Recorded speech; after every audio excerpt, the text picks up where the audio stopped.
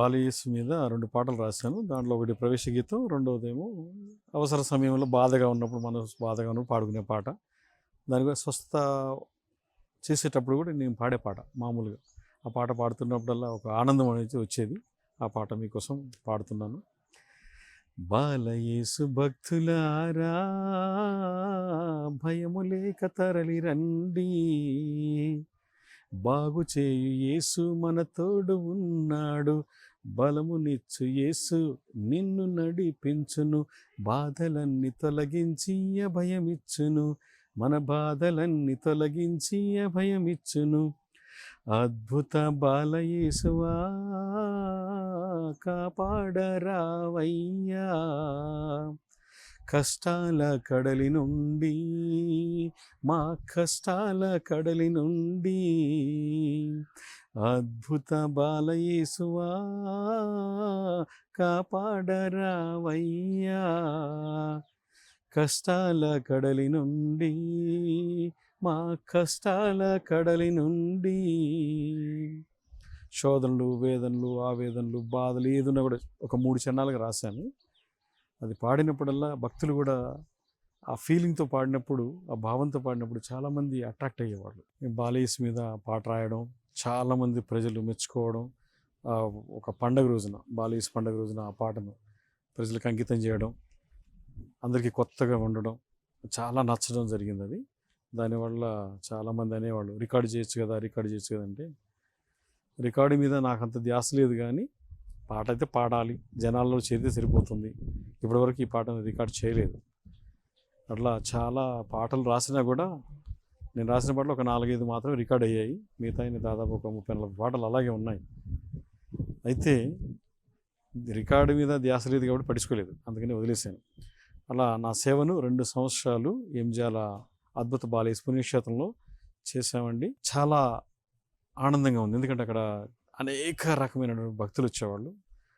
వాటిలో నేను చేసిన కొన్ని పనులు చెప్తాను.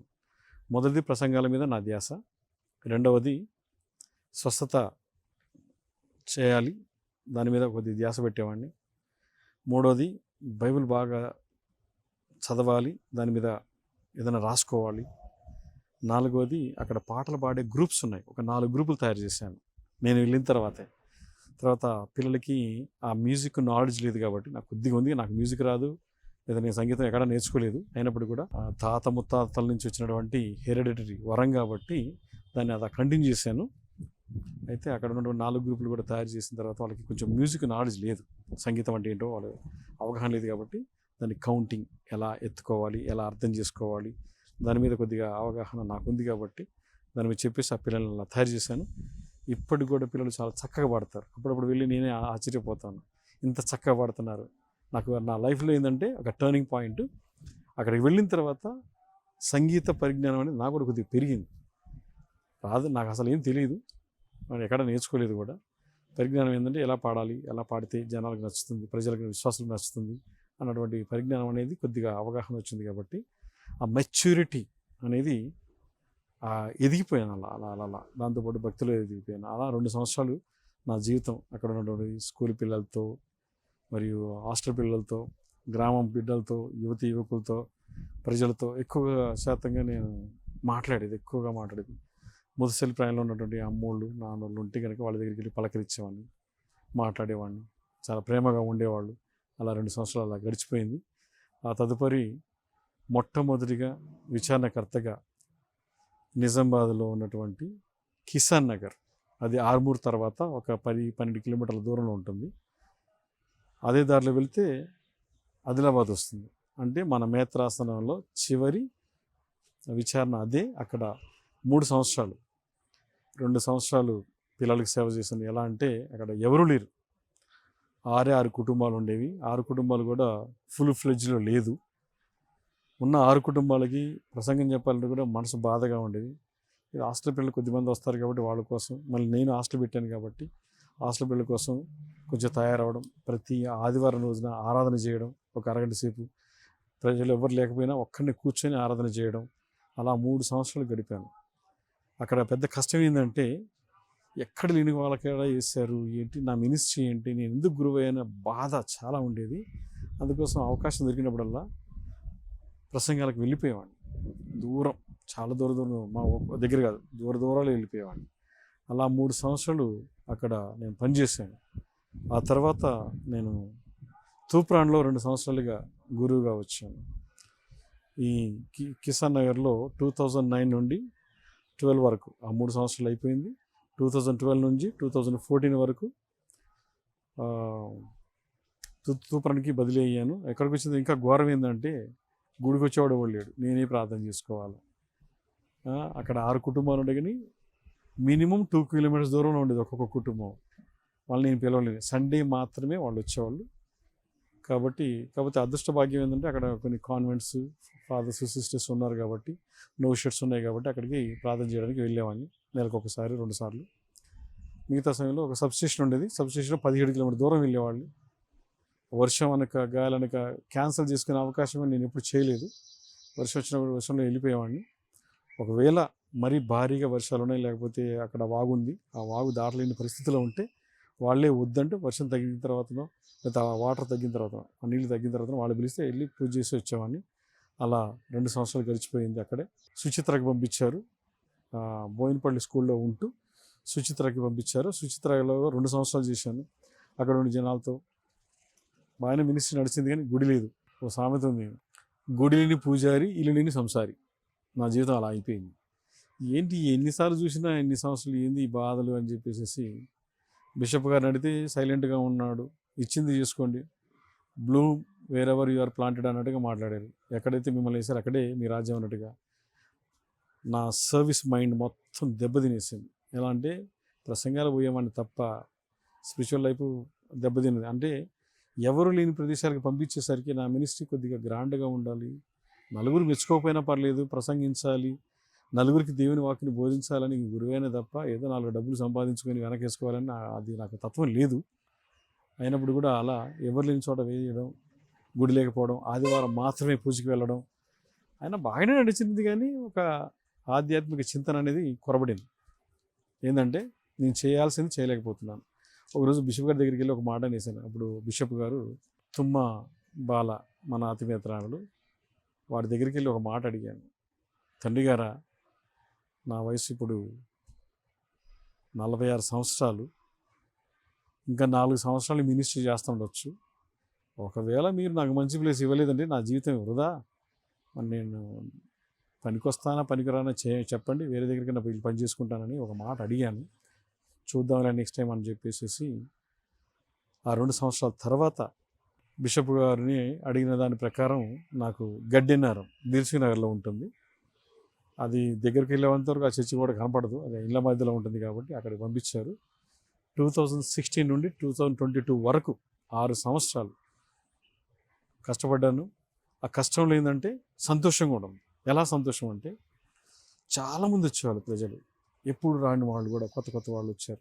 అక్కడికి వెళ్ళిన తర్వాత కొన్ని ఆధ్యాత్మిక కార్యక్రమాలు కూడా చేపట్టాను. ప్రతి సెకండ్ సండే ప్రార్థనతో పాటు స్వస్థత కూటాలు కూడా పెట్టాను. అలా కరోనా సమయం వరకు ఆ కూటాలు జరిగాయి ప్రతి సెకండ్ సండే. చాలామంది ఎక్కడెక్కడి నుంచో ధ్యానాలు వచ్చేవాడు. ప్రజలు వచ్చిన తర్వాత వాళ్ళ కోసం భోజనం కూడా తయారు చేసి పెట్టాము. వాళ్ళు అడగలేదు, కానీ పలానా చోట నుంచి ఇంతమంది వస్తున్నాం ఫాదర్ అంటే నాకు ఫోన్ చేస్తే వెంటనే భోజనం అరేంజ్ చేసేసి అలా ఆ కరోనా సమయం వరకు బాగా జరిగింది. తర్వాత దివ్యబలి పూజ తర్వాత, తెలుగు దివ్యబలి పూజ తర్వాత ఒక ఆలోచన వచ్చింది. వీళ్ళ కోసం ఒక చిన్న అడోరేషన్ ఎందుకు పెట్టకూడదని ఒక ఆరాధన పెట్టాను. అది 7 to 10 minutes ఉంటుంది. ఒక ఆరాధన పాట, చిన్న ప్రార్థన, హీలింగ్ సర్వీస్ చిన్నగా ఒక 2-3 నిమిషాల్లో చేసేవాడిని. ఎంతోమంది హిందువులు, ముస్లింలు కూడా వచ్చేవాళ్ళు. నాకు ఆశ్చర్యం వేసేది. ఒకరోజు చూద్దామని చెప్పేసి అది ఆపేశాను. ఆపేసిన తర్వాత కొంతమంది హిందువులు వచ్చి అడిగారు, అయ్యగారండి మీరు ఆ ఒకటి చేస్తారు కదా ఏదో ఎండింగ్లో, ఆ ఒకటి వాళ్ళకి తెలియదు కదా పాపం, వాళ్ళు చెప్పేవాళ్ళు అన్నట్టు, ఆ ఒకటి చేయండి, అంతే. అయిపోయిన తర్వాత ఏదో ఇంత బ్లెస్సింగ్ ఇస్తారు, అది ఇవ్వలేదు ఈరోజు, బాగలేదు, కాబట్టి వచ్చే వారం మేము మళ్ళీ వస్తామని చెప్పేసి అలా చాలామంది. ప్రతిరోజు ఆ చర్చ్కి 6 గంటలకు తెరుస్తాము, సాయంత్రం 8 గంటలకు మూసేస్తాము. విజిటర్స్ వస్తారు, కనీసం 20-30 మంది ప్రతిరోజు దర్శించుకొని వెళ్తారు. అది నేను ఉన్నంతకాలం ఆపలేదు. దౌర్భాగ్యం ఏంటంటే, దురదృష్టం ఏంటంటే, ఈ కరోనా రావడం, ఆ చర్చి క్లోజ్ చేయడం, మన చర్చే కాదు అన్ని చర్చిలు క్లోజ్ చేయడం, అలా దాదాపు సంవత్సరంన్నర రోజులు మూతపడినాయి. అయినా కూడా నా ఆధ్యాత్మిక కార్యక్రమాన్ని మాత్రం మానలేదు. ఎప్పుడు ఫ్రీగా ఉంటే ప్రతిరోజు జపమాలు చెప్పుకోవడం, ప్రతిరోజు morning prayer, evening prayer, night prayer చెప్పుకునేవాడిని. ఎందుకంటే ఏం లేదు కాబట్టి. తర్వాత ప్రతి శుక్రవారం ఒక మంచి పని చేసేవాడిని. ఏంటంటే ఉదయం 7 గంటల నుండి, నాకు సాయంత్రం ఆరాధన ఉంటుంది కాబట్టి ప్రతి శుక్రవారం ఉదయం 7 గంటల నుండి 10 గంటల వరకు ఒంటరిగా ఆరాధన చేసుకునేవాడిని. ఆ ఆనందమే వేరు. ఎందుకంటే మీకు తెలుసు కదా, స్పిరిచువల్గా ఎదిగితే ఆనందం వేరు ఉంటుందని. అదే నాకు కొంచెం బలం ఇచ్చేది. ఎలాంటి ప్రసంగాలైనా ప్రిపేర్ అవ్వడానికైనా, ప్రిపేర్ కాకపోయినా కూడా, తయారు కాకపోయినా ఆ బలం అనేది ఉండేది ఆ ఆరాధనలో. కాబట్టి ఆ ఆరాధనలో ఎదిగాను.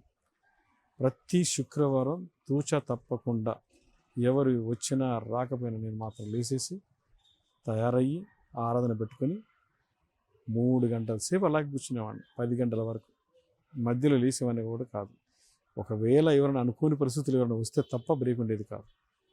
అట్లా ఆ కరోనా సమయం వరకు నడిచింది. కరోనా సమయంలో కూడా ఒంటరికి చేసుకున్నాను.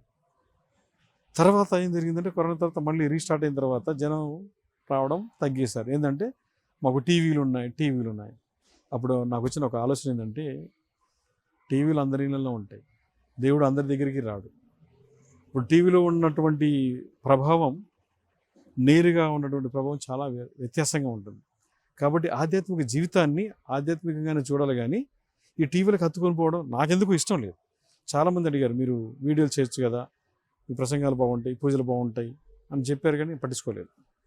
కాబట్టి అక్కడ ఉన్నటువంటి ఆ 6 సంవత్సరాల్లో నా పాటలు పాడే విధానంలో మార్పు వచ్చింది. కారణం ఏంటంటే, I use to sing in different ragas. నాకు ఏ రాగం దొరికితే ఆ రాగం అండి. నాకు సంగీతం రాదు, కానీ ఆ ప్రేరణ కలిగిందంటే ఆ రాగం వెళ్ళిపోయేవాడిని. ప్రజలందరినీ తీసుకుని వెళ్ళేవాడిని. వాళ్ళకి పాడడం రాకపోతే కూడా నేనే అందించేవాడిని. ఇది ఇలా పాడుకోవాలి, ఇలా. అక్కడ క్వైర్ మెంబర్స్ చాలా బాగుండేవాళ్ళు, దాని తగ్గట్టుగా క్వైర్ కూడా వెళ్ళిపోయేది. అందుకని ఎలాంటి కష్టమైన పాటను కూడా అవలీలగా పాడుకునేవాళ్ళం. అలా 6 సంవత్సరాలు. దాంట్లో కూడా కొద్ది కష్టాలు వచ్చాయి. కష్టాలు ఏంటంటే, ఉన్నటువంటి పని వాళ్ళు కానీ, లేకపోతే ఉన్నటువంటి ఫెయిత్ఫుల్ కానీ కొన్నిసార్లు అన్నటువంటి మాటలు, చాలా కష్టాలు అనుభవించిన కారణం అదే. ఏంటంటే కొంతమంది అంటారు డబ్బు పిచ్చోళ్ళని. మనం కొన్ని విషయాల గురించి మాట్లాడినప్పుడు దానికి డబ్బు అవసరం కాబట్టి, డబ్బు గురించి మాట్లాడినప్పుడు డబ్బుకు ఫాదర్కి డబ్బు పిచ్చిందని అలా చెప్పుకోవడం మొదలుపెట్టారు. సరే, ఏది ఏమని అనుకుని అని చెప్పేసి నా పని నేను కంటిన్యూ చేశాను. చర్చి కట్టాలని అనుకున్నాం, అది కరోనా రావడం వల్ల కట్టలేకపోయాం. తర్వాత ఇక 6వ సంవత్సరం చివరిలో ఏదో ఒకటి చేయాలి కాబట్టి ఒక రూమ్ వేసేసేసి అక్కడి నుండి ట్రాన్స్ఫర్ అవ్వాలని అనుకున్నాను. అందుకోసమని దాని గుర్తింపుగా ఒక చిన్న రూమ్ వేయడం, తర్వాత కొంతమంది దైవిక బిడ్డలు సాయం చేయడం, నాకు సపోర్ట్ చేసిన వాళ్ళు, ఆధ్యాత్మికంగా సపోర్ట్ చేసిన వాళ్ళు కొంతమంది వ్యక్తులు ఉన్నారు ఆ ప్యారిష్లో. నేను ఎప్పుడు మర్చిపోలేను. ఎందుకంటే వాళ్ళకి తెలుసు నేను ఎవరని, వాళ్ళెవరో నాకు తెలుసు. నాకు ఏదైనా బలహీనత కలిగినప్పుడు వాళ్ళు నా కోసం ప్రార్థన చేసేవాడు, నేను వాళ్ళ కోసం ప్రార్థన చేసేవాడిని. వాళ్ళ కుటుంబాలు సందర్శించేవాళ్ళం. దిల్సుఖ్ నగర్లో ఉండగా కొన్ని కుటుంబాలు కానీ, కొంతమంది వ్యక్తులు కానీ వ్యక్తిగతంగా నాకు చాలా సాయం చేసేవాళ్ళు, ఓదార్పిచ్చేవాళ్ళు. అలాంటి వ్యక్తులు నేను ఎప్పుడు మర్చిపోలేనండి. ఎందుకంటే మేము ఒక కుటుంబంలాగా ఉన్నామే తప్ప, నేను ఒక గురువుని అని నాకు ఆ హోదా నేను ఎప్పుడు వాళ్ళకి చూపించలేదు. ఎవరు వచ్చినా మాట్లాడేవాడిని, ఎవరు వచ్చినా కూర్చోబెట్టేవాడిని, ఎవరు వచ్చినా మర్యాదలు ఇచ్చేవాడిని. కాబట్టి అది నాకు గుర్తుండిపోయే ఒక గొప్ప అవకాశం అది. అక్కడ 6 సంవత్సరాలు నేను పనిచేసిన తర్వాత నా వేడుకలప్పుడు ఒక మాట చెప్పేసి వాళ్ళని వదిలేసి వచ్చాను. ఒక మాట ఏంటంటే, అందరు గురువులు సమానంగా ఉండరు, ఒకే విధంగా ఉండరు. ఒక్కొక్కరికి ఒక్కో రకమైనటువంటి గుణాలు దేవుడు ఇస్తారు కాబట్టి, అది వాళ్ళ అవకాశాన్ని బట్టి వాళ్ళు వాడుకుంటారేమో. దేవుడు నాకు ఈ అవకాశం ఇచ్చారు కాబట్టి ఇక్కడ 6 సంవత్సరాలు పనిచేసే వచ్చింది. ఇలాంటి అవకాశం మళ్ళీ నాకు దొరకకపోవచ్చు. ఇంకెక్కడ కూడా 6 సంవత్సరాలు ఉండే అవకాశం కూడా నాకు దేవుడు ఇవ్వరు. అది మాత్రం తెలిసిపోయింది. ఏజ్ బాగా అవుతుంది, పెద్దగా అవుతుంది. ఇప్పుడు నా వయసు 52 సంవత్సరాలు అయిపోయింది. కాబట్టి ఈ 52 సంవత్సరాల్లో 50 సంవత్సరాలు మినిస్ట్రీ బాగా చేశాను. 52 దాటిన తర్వాత మినిస్ట్రీ తగ్గిపోయింది. కాబట్టి అక్కడ వీడుకోలు పలికి ఇప్పుడు మీరు చూస్తున్నటువంటి ఈ చర్చ్ గ్యాగిలాపూర్ సెయింట్ ఇగ్నేషియస్ చర్చ్కి వచ్చాను. ఇక్కడ ఇది నాది 3వ సంవత్సరం. ఇక్కడికి వచ్చిన తర్వాత ప్రతి ప్యారిష్లో ఒకటి రెండు, ఈ ప్యారిష్లో కొంచెం డిఫరెంట్గా ఉంటుంది. డిఫరెంట్ ఏంటంటే, ఎంత వెల్ ఆఫ్, కొంచెం మంచిగా ఉన్నారు, ఉన్నారు, ఉద్యోగస్తులు, బాగా చదువుకున్న వాళ్ళు, అందరూ కూడా ఏదో ఒక పని చేసుకుని బతికేవాళ్ళు, దాంతోపాటు ప్రార్థన జీవితం. నేను గురువుగా అభిషేకింపబడి 19వ సంవత్సరం. ఈ 19 సంవత్సరాలలో ఒక మాట షాకింగ్ ఏంటంటే, దాదాపు నేను 2,70,000 కిలోమీటర్ల పైగా తిరిగాను. అది ఎవరికి తెలియదు, ఎవరికి అర్థం కాదు. ఎందుకంటే నాది కనపడని పుస్తకం, నాకు తెరిస్తే కనపడేది కదా. చాలామంది అనుకుంటారు, ఇతనికి ప్రసంగాలు వచ్చానో లేకపోతే ఆ పాటలు వచ్చానో చూపించుకోవడానికి అలా చేస్తున్నాడు. నాకు అలాంటిది ఏమీ లేదండి. ఒకవేళ అలా అనుకుంటే నేనేం చేయలేను. నాకేంటంటే దైవ సేవలో ఉన్నాను. నేను టీచర్గా పనిచేశాను కాబట్టి ఆ ఫీల్డ్లోకి వెళ్ళి ఉండేవాడిని, టీచింగ్ లైన్లోకో లేదా ప్రిన్సిపల్గా ఉండేవాడిని. నాకు అది లేదు. ఎందుకు లేదంటే, ప్రిన్సిపల్ ఎవరైనా కావచ్చు, కానీ ఒక పాస్టర్, ఒక కాపరిగా ఉండడమే నాకు ఇష్టం. జీవితాంతం కూడా ఈ కాపరిగా ఉండాలని ఇష్టం. కాబట్టి ఇక్కడికి వచ్చిన తర్వాత నాకు అర్థమైంది ఏంటంటే, ఒక విషయం చెప్పాలనుకున్నాను. గురువుగా అందరికీ కష్టాలు వస్తాయి, బాధలు వస్తాయి, ఏడుపులు ఉంటాయి, లేదా అభాండాలు వస్తాయి. అందరూ సేమ్ కాదు, ప్రజలు కూడా సేమ్ కాదు. అలాంటి సమయంలో ధైర్యం ఇచ్చేది ఒకరే. పునీత పౌలు గారు అంటారు, నన్ను పిలిచిన వాడు దేవుడు విశ్వాసనీయుడు. మనకు విశ్వాసం ఉన్నా లేకపోయినా దేవుడు మన విశ్వాసనీయుడు, మనల్ని పిలుచుకున్నాడు కాబట్టి కాపాడుకుంటారు. అందుకని మళ్ళీ ఒకసారి కొటేషన్ గుర్తు చేస్తున్నాను. రోమిలికి రాసినటువంటి లేఖ 11వ అధ్యాయం 29వ వచనం, దేవుడు తాను పిలిచి దీవించు వారిని గురించి తన మనసు మార్చుకొనడు. మనకి దేవుడు వరాలు ఇచ్చారు, ఆ వరాలు కాపాడుకోవాలి లేదా అది మన చేతుల్లో ఉంటుంది, సేవ చేయాలి లేదా మన చేతుల్లో ఉంటుంది. ఏదో గురువయ్యాం కాబట్టి ఇది చేద్దాం అన్నటువంటి తత్వం నాకైతే లేదు. కాబట్టి ఈ 19 సంవత్సరాల యాజకత్వంలో నేను చెప్పినట్టుగా 2,70,000 కిలోమీటర్లు తిరిగాను. అది ఎవరు తెలియదని చెప్పాను. రెండోది ఏంటంటే, నేను ఎక్కడికి వెళ్ళినా పూజలు రాసుకునే అలవాటు ఉంది. ఇప్పుడు దాదాపు 8,500 పూజలకు పైగా రాశాను, చేశాను. ఎందుకంటే నాకు ఒక ఆలోచన ఉండేది, కనీసం ఒక్క పూజ చేస్తే సరిపోయిద్దని అనుకున్నవాడిని. 8,500 పూజలకు పైగా అయిపోయాయి. అయితే 10,000 వరకు ఇస్తే ఆ లోపం నా జూబిలి కూడా అయిపోయేటట్టు ఉంది నేను అనుకుంటున్నాను. ఇక నా చివరి మాటగా ఏంటంటే, ప్రియమైన సహోదరి సోదరులారా, దివ్యవాణిని వీక్షిస్తున్నటువంటి ప్రేక్షకులారా, ఒక్కటి గుర్తుపెట్టుకోవాలి. ఒక గురువు లేదా ఒక కన్యాశ్రీ తన జీవితాన్ని అలా అర్పించుకుంటున్నారంటే అది వారి గొప్పతనం కాదు, లేదా నా గొప్పతనం కాదు. దేవుడిచ్చిన వరం తప్ప రెండోది ఏమీ లేదు. దాంట్లో మనం ఎక్కువ గుర్తుపెట్టుకోవాల్సింది ఏంటంటే, ఒకరి గురించి చిన్న చూపు చూసేటప్పుడు లేదా ఒకరి గురించి తప్పుగా మాట్లాడేటప్పుడు ఒకటి గుర్తుపెట్టుకోండి. మీ కుటుంబంలో ఒక గురువు అయ్యారంటే మీరు ఆ గురువుని ఎలా చూస్తున్నారు? ఒక కన్యాస్త్రీ అయ్యారంటే వాళ్ళని ఎలా చూస్తున్నారు? ఒకవేళ నీ కొడుకే గురువు అయితే, మీ బిడ్డే అమ్మగారు అయితే, వాళ్ళని ప్రజలు ఏమైనా అనుకుంటే, విశ్వాసాలు ఏమైనా అనుకుంటే మీ భావన ఎలా ఉంటుంది? మీ స్పందన ఎలా ఉంటుంది? ఒకరోజు నేను ఒక విషయంలో ఒక చర్చలో చెప్పాను, మీ కొడుకులు కూతుర్లు బాగా చదువులు చదివి ఫారిన్కి వెళ్ళి డబ్బులు సంపాదించుకొని సంతోషం ఉండాలా? మేము పిచ్చోళ్ళలాగా గురువులయ్యి మీ దగ్గరకు వచ్చి తిట్లు తినడమో, తన్నులు తినడమో, అబాండాలు వేసుకోవడమో, ఈ నిందలు వేసుకోవడం అవసరమా అని ఎప్పుడు నాకు ఒక ఆలోచన వస్తుంది. కాకపోతే నాకు ఒక 2 ఆలోచనలు ఏంటంటే, పునీత పౌలు గారు కొలొస్సీయులకు రాసిన లేఖ 1వ అధ్యాయం 24వ వచనంలో ఒక చక్కని మాట అంటారండి. యేసుక్రీస్తు తన తిరుసభకై పడిన బాధలలో కొదవగా ఉన్న వారిని నేను నా ఈ శరీరం ద్వారా అనుభవిస్తున్నాను అన్నటువంటి ఒక మాట. అది బాగా ఎప్పుడు నాకు మనసులో తిరుగుతూ ఉంది. రెండవ మాట ఏంటంటే, 1988లో నేను ఆరాధన చేసుకునే సమయంలో, అప్పుడు జోసఫ్ మైనసంలో చేరాలని మీకు చెప్పాను.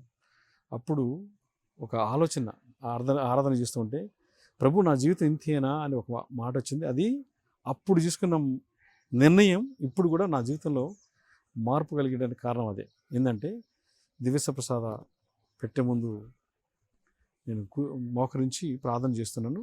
ఆ స్వరం ఒకటి వినపడుతుంది, ఒరే పిచ్చివాడా, నేను నీకై అనుభవించిన బాధలు, నీ జీవితంలో నువ్వు ఎన్ని బాధలైనా అనుభవించు, ఎన్ని కష్టాలైనా అనుభవించు, నేను పడిన ఒక్క కొరడా దెబ్బకు సమముగా అది గుర్తుపెట్టుకో నీ జీవితంలో అన్నటువంటి ఆ స్వరం నాకు వినపడింది. అప్పటి నుండి నేను ఇప్పటి వరకు నేను అనుకున్నాను వస్తాయి పోతాయి, ఓకే జరిగింది ఏదో జరిగింది, గతం గత. నా 10 సంవత్సరాల జీవితాన్ని దాదాపు ఓ పక్క తీసుకుంటే తర్వాత సంవత్సరాల జీవితం మంచిగానే ఉంది, పర్వాలేదు, సంతోషంగా ఉన్నాను. చివరిగా తల్లిదండ్రులకు, ప్రేక్షకులకు ఒక విజ్ఞప్తి. ఈ రోజులలో గురువు కావాలన్నా, ఒక కన్యాస్త్రీ కావాలన్నా చాలా కష్టం. ఎందుకంటే ప్రతి కుటుంబంలో ఒకరు లేదా ఇద్దరు బిడ్డలే ఉంటున్నారు. ఇది మనందరికీ తెలిసిన విశ్వాస సత్యమే, లేదా జగమెరిగిన సత్యమే. కాబట్టి ఒకటి గుర్తుపెట్టుకోవాలి, మనం ఉన్న గురువుల్ని పోగొట్టుకోకూడదు, ఉన్న కన్యాస్త్రీని అసలు పోగొట్టుకోకూడదు. గురువు కావడం ఎంత కష్టమో జీవించడం కూడా అంతకంటే ఎక్కువ కష్టం. ఈ కష్టాలు అనుభవించడం కన్నా గురువు కావడం ఈజీ. కాబట్టి గురువు అయిన తర్వాత పడే కష్టాలు, వేదనలు, అమ్మగారు అయిన తర్వాత కాన్వెంట్లో ఉండే కష్టాలను చూసి మనం భయపడనక్కర్లేదు. ఒకవేళ క్రీస్తు మన కొరకై బాధ పడకుండా ఉండుంటే మనకి జీవితమే అవసరం లేదు, మానవ జీవితం అవసరం లేదు, క్రైస్తవ జీవితం అంతకన్నా అవసరం లేదు. కాబట్టి మీరు ఒకటి గుర్తుపెట్టుకోవాల్సిన విషయం ఏంటంటే గురువుల కొరకే మనం ప్రార్థన చేయాలి. ఎందుకంటే ప్రభు మనకు చెప్తున్నారు, పంట విస్తారము కానీ పనివారు తక్కువ, కావున ఈ దైవిక ప్రజల కొరకి, పంట కోయివారి కొరకి ప్రార్థన చెయ్యండి అని ఒక సామెత కూడా ఉంటుంది. మంచి చేయకపోయినా పర్వాలేదు కానీ చెడు మాత్రం చేయకాకండి. మీరు మాకు మంచి చేయమని చెప్పట్లా, మా గురించి చెడు ప్రచారాలు చేయకుండా ఉంటే అదే మాకు 10,000. అది కాకపోయినా మా గురించి ఊరికే మాట్లాడుకోవడం. ఎందుకంటే మేము గురువులుగా మీ గురించి 10 మంది చోట్ల మేము చెప్పం, మాకు చెప్పే వాళ్ళ అలవాటు కూడా ఉండదు నాకు తెలిసి. ఏదైనా ఉంటే 2 విషయాలు మాట్లాడుతూ సైలెంట్గా ఉంటామే తప్ప ప్రచారం మాత్రం చేయం. కానీ ఈ రోజులలో చిన్న తప్పు జరిగిన దాన్ని పెద్ద భూతత్వంలో చూసేసి గురువుని కించపరచడమో, అవమానపరచడమో, కొట్టడమో, తిట్టడమో, బహిష్కరించడమో, లేదా తోసేయడమో జరుగుతుంది. ఇలాంటివి మనకు అవసరం లేదు. ఎందుకంటే రాబో కాలంలో గురువులు దొరకరు, ప్రార్థనా పనులు కూడా ఉండరు. ఈ మధ్య ఆమోసు గ్రంథంలో ఒక వాక్యం ఉంటుంది. ఆమోసు 8:11లో, ప్రేమైన ప్రజలారా మీ దేశంపైకి ఒక కరువును పంపిస్తాను, అది నీటికి కూటికి వచ్చే కరువు మాత్రం కాదు, కానీ దైవ వాక్కునకే కరువు వచ్చునని ప్రభు సెలవిస్తున్నారు. కాబట్టి ఇది మనం గుర్తుపెట్టుకోవాలి. ప్రసంగించేవారు తక్కువ, పూజలు చేసేవారు తక్కువ అని చెప్పేసి తక్కువ కాకుండా వాళ్ళ కొరకే ప్రార్థన చేస్తే మీరే మా బలం, మీరు లేకపోతే మేమేం చేయలేం. ఒకవేళ మేము ఎన్ని పూజలు చేసినా మీరు లేకపోతే మాకేం అవసరం. అది ప్రతి గురువు తన కొరకు కాకుండా, ప్రతి కన్యాస్త్రీ తన కొరకు కాకుండా ప్రజాసేవలు, దైవిక సేవలు మా జీవితాన్ని అన్నీ వదులుకొని వస్తున్నామంటే అది మీరు గుర్తుపెట్టుకోవాలి. ఇక మూడవ విషయం ఏంటంటే ఈ ప్రపంచం అనేది ఆధునీకరణమైంది, టెక్నాలజీ. చాలామంది గురువులు కాకపోయినా కూడా ఏదో ఒక ఉద్యోగంలో డాక్టర్స్ గానో, లాయర్స్ గానో, లేకపోతే ఇంజనీర్స్ గానో, లేదా పెద్ద పెద్ద హోదాలు ఉండి బాగా సంపాదించుకుంటున్నారు. వాళ్ళ మాకు ఉండదా సంపాదించుకోవాలని? ఉంటుంది కదా. కానీ మా సంపాదన ఏంది? ఆత్మల సంపాదన, డబ్బుల సంపాదన కాదు. అది పక్క పెడదాం. ఆత్మను సంపాదించిన వాడికి జరిగే మేలు ఎవరికి జరగదు. చివరికి ఒక మాట మీ అందరికీ, దివ్యమైన ప్రేక్షకులందరికీ ఒక మాట ఏంటంటే ప్రార్థన చేద్దాం, గురువుల కోసం చేద్దాం, కన్యాస్త్రీల కోసం చేద్దాం. ఈ రోజులో మన పిల్లల్ని చూస్తున్నాము, ఒక హోదాలో ఉండాలి, ఒక అంతస్తులో ఉండాలి, డబ్బులు సంపాదించాలి, running after the world and world things. అంతా ఉన్నవాళ్ళు ఎంతమంది తల్లిదండ్రులు ఈ రోజులలో మీ బిడ్డల్ని ఒక గురువు కావాలి, కన్యాస్త్రీ కావాలని ఎవరికైనా ఆలోచన వస్తుందా? చాలామంది అంటుంటారు. మొన్న ఈ మధ్య ఒక అబ్బాయిని కలిశాను, అరే బాబు నేను గురువు అవ్వాలనుకుంటే నన్ను కలుగురా అంటే ఒకటే అన్నాడు, ఫాదర్ సెల్ ఫోన్ వాడుకోవచ్చా అన్నాడు. నీకు సెల్ ఫోన్ వరల్డ్ వాడుకోకూడదని, ఎందుకు వాడుకోకూడదని ప్రశ్నించాడు. అది రూల్ అని. ఏం రూలు?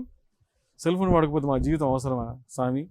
మా కష్టాలు వద్దు, ఆ బాధలు వద్దు, ఆ డబ్బులు కూడా మేము అడగాలంట, అడిగితేనే ఇస్తారంట, ఎన్ని అవసరమా? ఉద్యోగం చేసుకుంటే మాకే డబ్బులు వస్తాయి, మేమే మీలాంటి ఫాదర్కి సాయం చేస్తాం అన్నట్టుగా మాట్లాడుతున్నారు. ఇది వాస్తవమే.